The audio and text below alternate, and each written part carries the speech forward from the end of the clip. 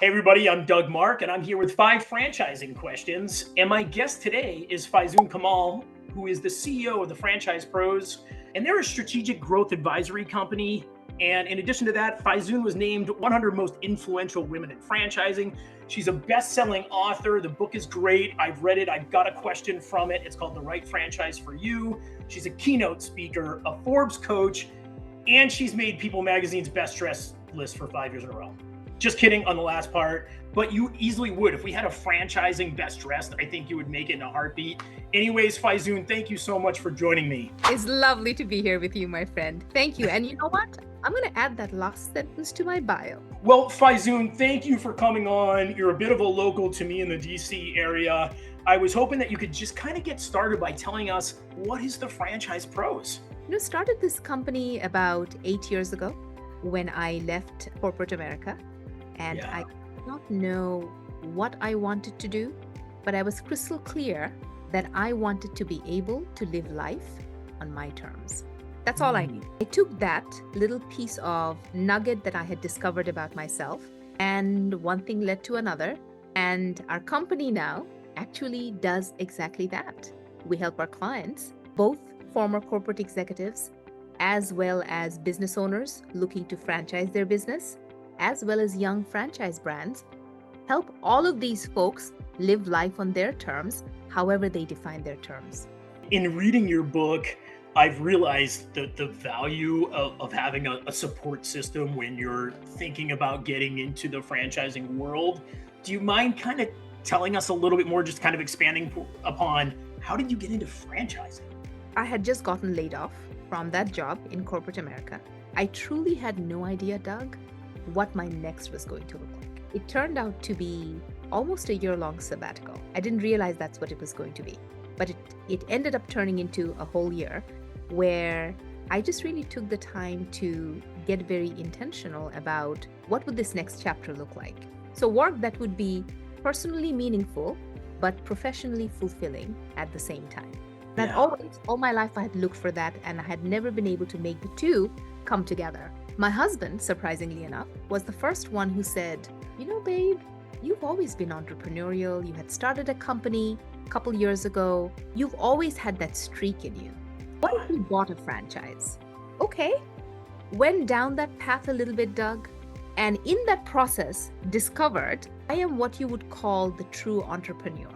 Even though every day of my life, my team and I, we spend in franchising, we're up to our eyeballs in franchising. I am not the best rule follower in the world. You would not be the best franchisee. There you go. Boom. And I realized that very, very quickly. As I was going through that process of looking for franchises, I took stock and I said, hang on a sec. I actually love the process of guiding a client through to, so if you think of a client as an onion, as you lead them through the search process, what you are doing is essentially peeling the layers of the onion to uncover who that person inside is, and then help them figure out, hey, Doug, what are your greatest desires and dreams? What are your biggest fears? What is the goal that you are seeking from this franchise that you want to get into, right?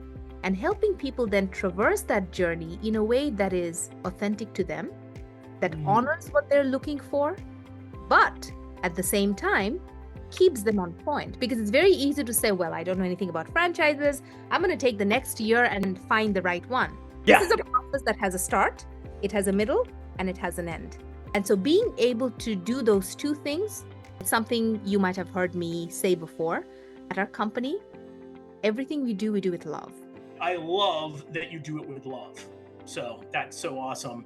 When I'm thinking about franchising, there's hundreds of options out there, right? Well, there's thousands of different brands out there. How does someone begin to franchise, to search for a franchise, and how do they know if it's going to be the right one? I mean, you're the expert. They're going to come to you, and how do you kind of help them figure out what's the right franchise to get in? Every client who ever finds their way to us, their first step, or their first stop, I should say, is a Google search. So they will Google food franchises, right? So let's take food, because the myth still abounds that franchising is only about burgers and fries. Right. You know that's not right, but let's pretend.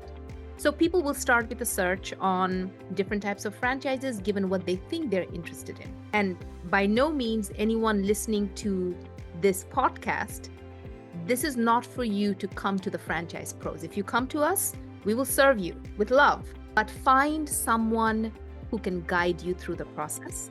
Buying a franchise, Doug, is not like buying a pair of pants or a dress from the mall. The investment is slightly larger, and the impact of that thing on your life can be life transforming in either the most amazing of ways or the most terrible of ways.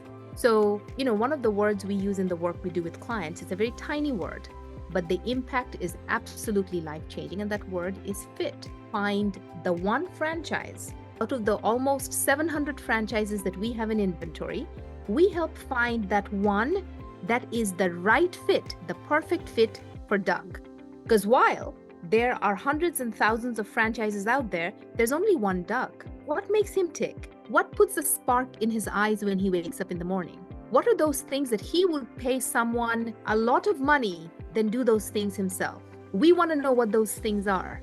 What is it that keeps Doug up at night? When he is by himself, what are those deep, private fears that he has? What are those things that he says to himself, man, I really would love to do A, B, and C for my family? What are those things? And if you trust us with those things, in sharing those things with us, we use that to build essentially what becomes the map for your franchise search, to help us find that perfect franchise for you. At the end of the day, when you're working with a client, is there one good fit or is there multiple good fits? If we believe in the concept of parallel universes, if we believe that there is a present self of Faizun, a past self, and a future self, then there are at least 3 versions that exist right now. Every one of these versions are at a certain point in their development as a human. If I take that, then I will tell you that there are likely a handful of businesses that would be the fit for every client out there. Now, let me make it a little less unkooky and say this to you. If you bought a franchise today and you are 30 years old, you will likely not make that same purchase decision 10 years from today, and then 20 years from today. Why? Because Doug has evolved, he has grown, his horizon has expanded, his likes and dislikes have changed, his skill sets in certain areas have gotten really strong. There may be some things that he used to do very well that he now no longer does. So why would you have the same exact business 10 years from today? Can you just share, something as far as, what's in your own past, maybe a success story of a client who invested in a franchise and how they're doing now? Ben came to us a couple years ago, and he was on the cusp of a huge life transition. He had been in the army, and he was getting ready to transition into civilian life. And he was at that point, and he kind of took stock, and he said, I have done all of these amazing things. I've learned a lot. I've grown a lot. Here are the skills that I bring to the table. I have always had an entrepreneurial itch. Now that I'm getting ready to make this big leap, I think I'd like to explore this a little bit more. I've heard about franchises. I see them anywhere I go, but I don't really know a whole lot about them. So that was sort of that's what he came to us with. So we took him through the process that we've done with hundreds of clients at this point. And through our proprietary process, using our methodology, we took him through the 6-step process that's outlined in the book that you read. And he ended up choosing a franchise that, again, won't share names, that does leather, plastic, and vinyl restoration and resurfacing. I thought it was going to be like a gym concept, a fitness. Tell me why. What do you think that? Because the military background, I think more than anything, and I was like, okay, so this is somebody who's been through boot training, knows how important it is to be fit and to be strong and those kind of things. So again, I made an assumption, right? Like I didn't have the benefit of going through the 6-step process. I simply said, hey, you're in the military, you should think about a gym franchise. I love that because I think this is how most people who are not in franchising, doing the work we do, would think. When they do the research, I've been in the military, I'm physically fit, I'm this, that, right? Yeah, I can follow rules. Here's the problem. He picked that franchise for a couple of very specific reasons. Number one, it is what's known as a home-based franchise, meaning he didn't need an office, he didn't need a brick and mortar, he needed a little space in his house, laptop, internet connection, and a phone. Boom, you're in business. Second, as he got into the due diligence process that we take every client through, and by the way, we will introduce the client to 3 businesses at any point in time, 1, 2, 3, right? As he looked at the 3, this one very quickly rose to the top for him. And it rose to the top because he said, oh, hang on a sec. I've never done plastic, vinyl, resurfacing, leather resurfacing. If I do get into it, I want to understand what level of support my franchisor is going to give me. Yeah. Not just when I first come in. Hey, Ben, we're going to take you through training for 2 weeks and boom, now you're on your own. Go do whatever the hell you See you later. I want to understand the kind of support they give me when I first start. In that first year of business, which is, you have a newborn baby, your business.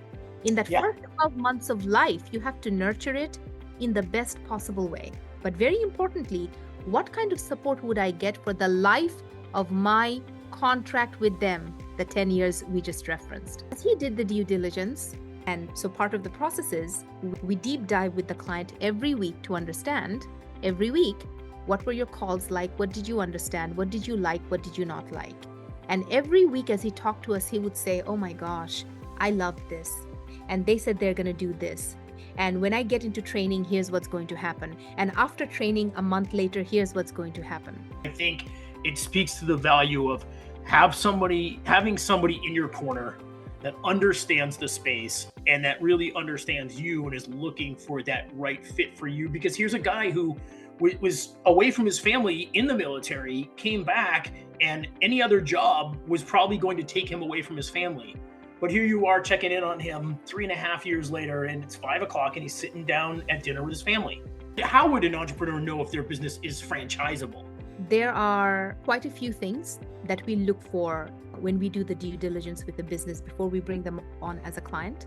But I'll give you three of the biggest things that every business owner can start to think about and answer the question, are you franchisable? So question number 1, are you in the business that you run currently in its form now?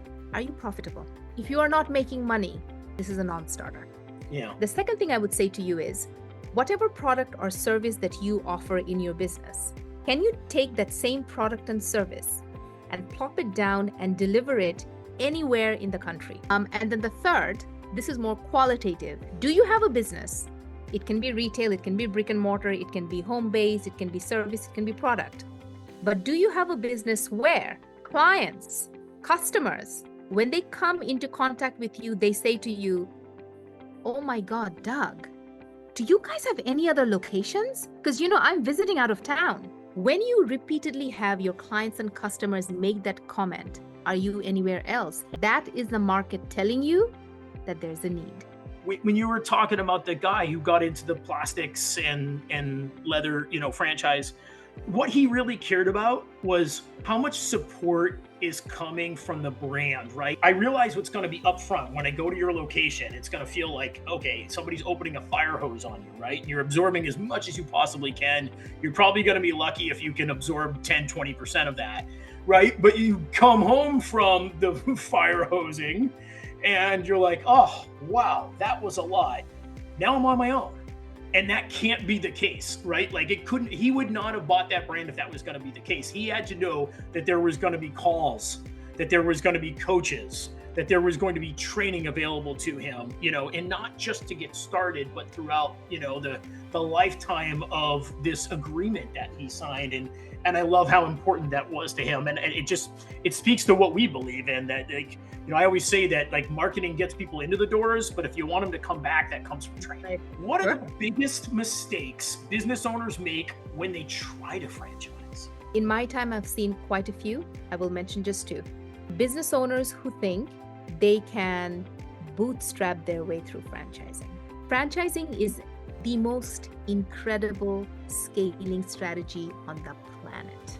It is also very resource intensive. And so you get excited because you think you can afford these things, but then you're worried about how you're going to make ends meet before the month ends.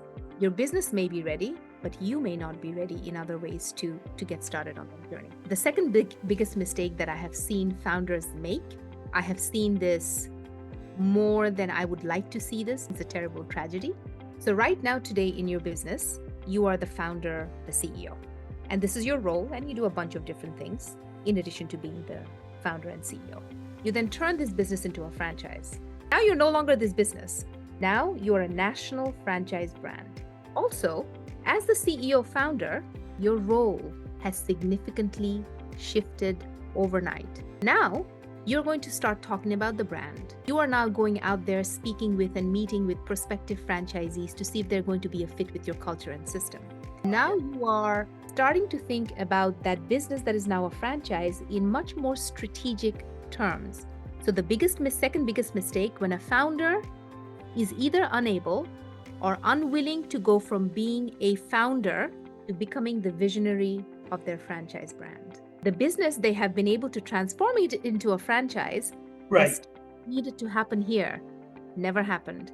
They're still stuck in that same mode. They're doing the things that they always did, and they're not focusing on growing their new franchise system. I think that role changes drastically when you, because probably when you're growing that business to start off with and you're the CEO and the founder, you are working in that business all the time, right? Like you're taking orders sometimes, right? And you're doing the books and you're filling in for you're just in it all the time.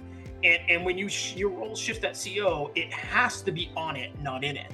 Like you can't take the orders anymore because the clients buying, the service item or the food item from you, those aren't your clients anymore. Those are your franchisees' clients. Your clients are the franchisees. And so your role totally changes.